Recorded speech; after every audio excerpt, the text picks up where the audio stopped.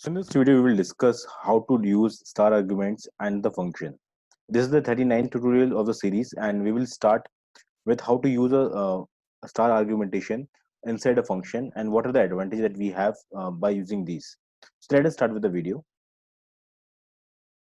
So guys, again, we are in the same situation where we are not really sure where what we want to do. Basically, we want to add some values, we want to subtract some values, and we are going to pass some arguments inside the function.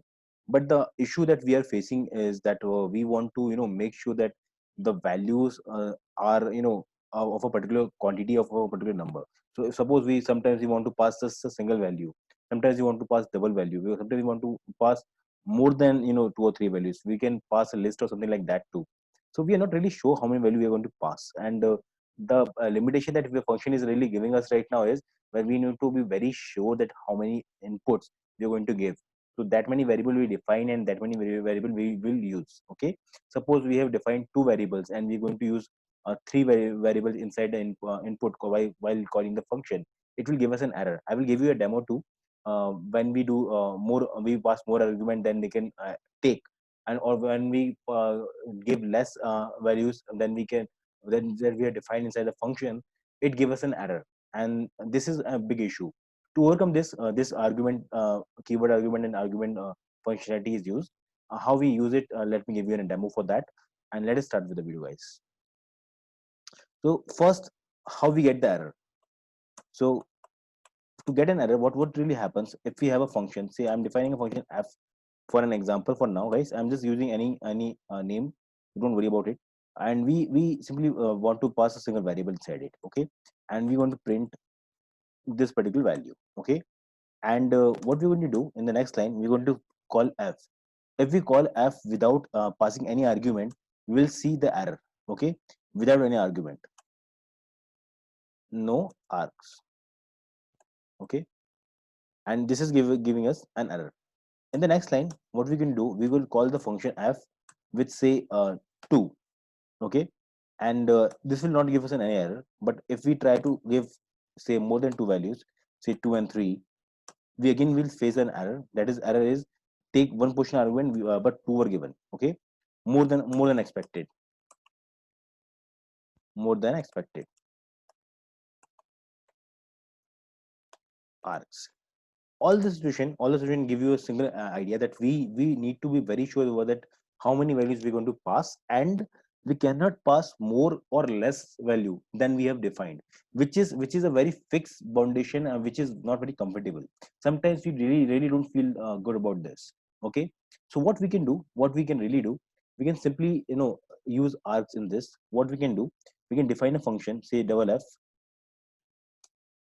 Okay, say double f, and this function we can simply provide a star arc keyword. Okay, this variable, what it does, a star, what it really does, it simply gives us the freedom of passing the parameters. So we are going to print, okay, we're going to print say hello for now. Okay, and let us try this. Let us try this, and we can also try, we can also print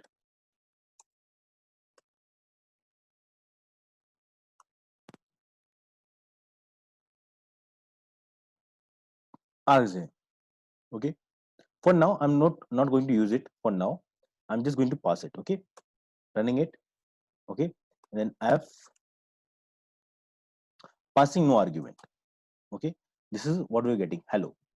Passing one argument, say 1.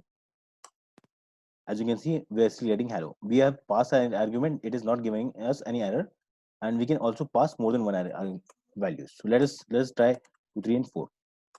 And as you can see, it is not giving us any error. Let us try it in another way.